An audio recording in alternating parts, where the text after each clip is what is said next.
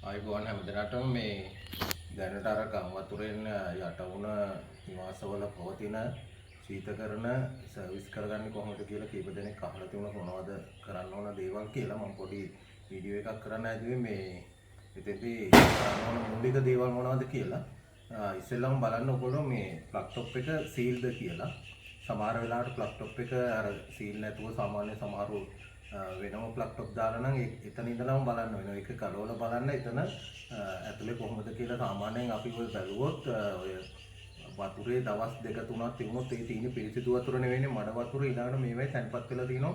එතකොට එතනම ෂෝට් එකක් එන්න පුළුවන්. ඒ නිසා මුලින් එතන බලන්න ඊළඟට ඒව ටූත් බ්‍රෂ් එකක් අරගෙන හොඳට සුද්ධ කරගන්න. එතන එහෙම මේ ඕපන් ප්ලග් ටොප් එකක්. සීල් ප්ලග් ටොප් එකක් නම් මේ වගේ අවශ්‍ය වෙන එකක් නැහැ. හරි. ඊට පස්සේ ඔයගොල්ලෝ ඊළඟට යන්න ඕන තමයි අනිවාර්යෙන් කම්ප්‍රෙෂර් කප් එක ගලවන්න. එතකොට ඔන් කරන්නේ නැතුවයි මේ දේවල් කරන්නේ. හරි. කම්ප්‍රෙෂර් කප් එක ගලවන්න. මේ විදිහට කම්ප්‍රෙෂර් කප් එක ගැලවුවහම මේකේ කොහොමත් ෆ්‍රිජ් එකේ අනිවාර්යෙන් ගෙදර යට වෙලා නම් මේ ෆ්‍රිජ් වල කොහොමත් මේ හරිය වතුර තියෙනවා. යට වෙලා රැඳිලා තියෙන්න පුළුවන්. එතකොට මේක ගැලවුවට පස්සේ මෙතන ඉස්සෙල්ලාම අපි කියලා තියෙන අර ගලවනකොට රිලේ එක. එතකොට රිලේ එක ගලව ගන්න. මේ විදිහට රිලේ එක ඉස්සෙල්ලා ගලව ගන්න.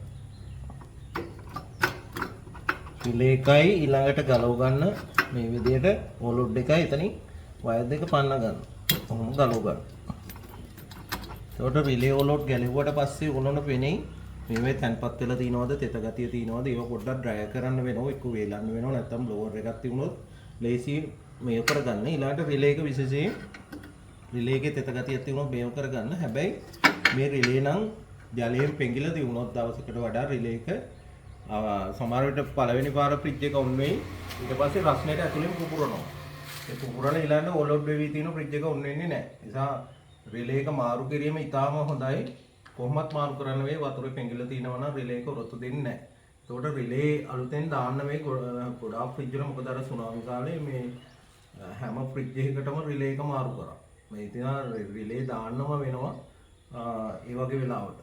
ඒකට රිලේ එකක් එතන ගැලෙව්වට පස්සේ ඔයගොල්ලෝ ටූත් බ්‍රෂ් එකක් අරන් අර කම්ප්‍රෙසර් එකේ ටර්මිනල් තුන හොඳට සුද්ධ කරන්න. පිරිසිදු කරන්න. මොකද එතන ෂෝට් එකක් එන්න පුළුවන්.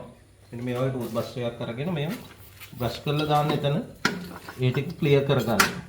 එතකොට අන්න ඒ ටික තමයි එතන අවශ්‍ය වෙන්නේ අපිට සර්විස් එකකදී.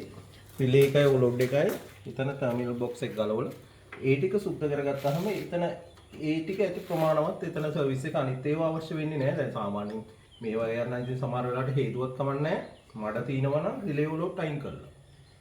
රිලේ ඕලොඩ් ටයිම් කරලා දැන් ෆ්‍රිජ් එකේ මේ මඩ තැන්පත් වෙලා තිනවා නම් කම්ප්‍රෙසර් එකේ හිම තැන්පත් වෙලා තිනවා නම් සේදුවට කමන්නේ අර ටික අයින් කරලා. ඒකෝට ඒ ටික තමයි අපි මේ පැත්තෙන් කරන්න ඕන දේවල්. නෝ පොස්ට් එකේ වෙන්න පුළුවන්. ඒතකොට තනි දොර වෙන්න පුළුවන්, සිංගල් ඩෝ එකක් වෙන්න පුළුවන්.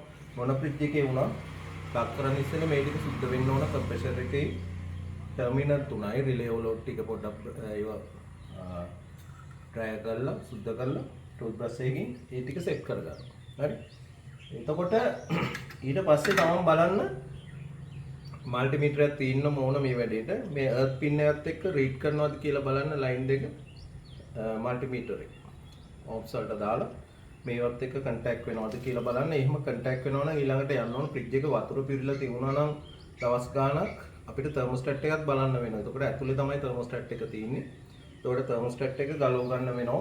තර්මෝස්ටැට් එක ගලවලා බලන්න එතන මඩ තැන්පත් වෙලාද කියලා. මොකද එතනිනුත් ලීක් එකක් එන්න පුළුවන්. මම මේ පෙන්වන්නේ තර්මෝස්ටැට් ස්විච් එක. මේක තමයි ෆ්‍රිජ් එක ඇතුලේ තියෙන්නේ. එතකොට මේක අස්ති තිබුණොත් මඩ තැන්පත් වෙලා මේ අපි දෙන සප්ලයි එක මේ හරහා කන්ටැක්ට් කරන බොඩියට. ඒකට ඒ නිසා මේකත් අපිට පුළුවන් ගලවලා අරගෙන පොඩ්ඩක් සෝදලා වේලලා පාවිච්චි කරන්න පුළුවන්. මොකද මේවයි ජලය අයින් වුණ ගමන් ආයි කන්ටැක්ට් එක හැදෙනවා. හරි.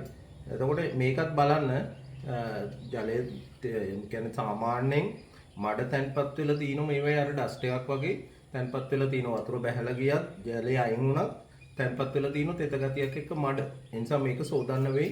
මේක බලන්න විශේෂයෙන් තර්මෝස්ටැට් මොන තත්ත්වයේ තියෙනවද කියලා. එතකොට නෝ පොස්ට් තියෙනවා, තනි දොර තියෙනවා. ඊවයි දැන් මේ තියෙන නෝ පොස්ට් එකක් ඒවා කලින් පත් හදාගෙන ඒව චෙක් කරන්න. මොකද මේවෙන් කරන්ට් ලීක් එක එන්න පුළුවන්. ඒ අවදානම තියෙන ෆ්‍රිජ් එකේ.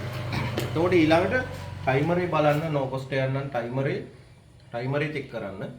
ඒ ටයිමරේ සාමාන්‍යයෙන් වතුර ඇතුලේ ගිහිල්ලා නම් ඒක අයින් කරන්න වෙනවා. මොකද එතකොට වැඩ කරන එකක් නැහැ. ඒවා බලන්න ඇසින් පේනවා අර සාමාන්‍ය ටයිමර් එකක් ඇතුලේ අපි හැරෙවුව ගමන් වතුර බේරෙනවා නම් ඒ ටයිමර් අපිට වේගුවට වැඩක් නැහැ. ටයිමරේ මාරු කරන්න වෙයි. එතකොට ඊළඟට ඇතුලේ තියෙන නෝපොස්ට් එකේ ෆෑන් එක ගන්නවා. මේ ෆෑන් එක බලන්න හිර වෙලාද මොකද කියලා. අන්න ඒ වගේ එකක් හිර වෙලා වගේ තියුණොත් ෆෑන් එක ගලවලා ආයි පොඩ්ඩක් සුද්ධ කරලා වැලිකුලකින් එමරි පේපර් එකකින් සුද්ධ කරලා ඔයිල් පොඩ්ඩක් එහෙම අරගෙන යන්න ඔය වගේ වැඩකට ඔයිල් ටිකක් දාලා පොඩ්ඩක් කරකවලා ඒ ටික රිපෙයාර් එක කරන්න ෆෑන් එක. එතකොට ෆ්‍රිජ් එකේ බලන්න ඕන ඒවා මම නැවත කියන්නම්. මෙතන රිලේ වල ටික චෙක් කරා. තර්මෝස්ටැට් එක ඇතුලෙන් බලන්න. නෝපොස්ට් එක ගන්න ෆෑන් එක බලන්න. ওই ටික තමයි තියෙන්නේ ෆ්‍රිජ් එක සර්විස් එකේදී. එතකොට කොහේ හරි මඩ තැන්පත් වෙලා තියෙනවා නම් ෆ්‍රිජ් එක ඇතුලේ හරි ඒව සේදුවට කමන්නේ නැහැ. ස්විචස් ටික වේලලා නැවත පාවිච්චි කරන්න පුළුවන්. හැමතිස්සෙම මේ ඔක්කොම වැඩ කම්ප්ලීට් වුණාට පස්සේ හයි කරාට පස්සේ ආයි ප්ලග් ටොප් එකත් එක්ක බලන්න එර්ත් පින් එකත් එක්ක රීඩ් එකක් තියනවාද කියලා. හරි. ඊට පස්සේ පාවිච්චි කරන්න පුළුවන්. ඔක තමයි එතකොට ෆ්‍රිජ් වල සර්විස් එක. හැබැයි ඉන්වර්ටර් වල මතක තියාගන්න ඉන්වර්ටර් ෆ්‍රිජ් එකක් ආවොත් ඒකේ බෝඩ් එක අනිවාර්යෙන් සෝදන්න වෙනවා. එතකොට ඉන්වර්ටර් ෆ්‍රිජස් වල බෝඩ් එක දෙකක් එන්න පුළුවන්. සමහර ඒවා තනි බෝඩ් එකක එන්න පුළුවන්. LG නම් තනි බෝඩ් එකක්, සිංගර් නම් වගේ තනි බෝඩ් දෙක එන්න පුළුවන්. මේකේ ලොකුවට මඩ තැන්පත් වෙලා තිබුණා. මේක හොඳට සෝදලා වේලලා වුණා ගන්න ඒ ටූත් බ්‍රෂ් එකකින් හිමීට සියුම්ම කරන්න ඕන වැඩක්. මේක හදිස්සියේ ශනිකව කරන්න බෑ. මොකද සියුම් කම්පොනන්ට්ස් තියෙන්නේ. ඒවට ඩැමේජ් වුණොත් එහෙම ගැටලුවක් වෙනවා. ඒ කොහොමවත් මේක මඩ තැන්පත් වෙලා තිබුණොත් අනිවාර්යෙන් සෝදලා වේලලා පාවිච්චි කරන්න වෙනවා. ඉන්වර්ටර් ටිකක් අපිට ෂුවර් කරන්න අමාරුයි. ජලයෙන් පෙඟුන එක ක්‍රියාත්මක වෙන්න ගොඩ දාන්න පුළුවන් තත්ත්වයක් තියෙයිද කියලා. අනිත් ඒවා නම් අපිට ගැටලුවක් නැහැ. ඉන්වර්ටර් ඇරෙන්න අනිත් ඒවා අපිට සර්විස් එකකින් ගොඩ දාලා දෙන්න පුළුවන්. ඔන්න ওই ටික ඔයගොල්ලෝ කරන්න.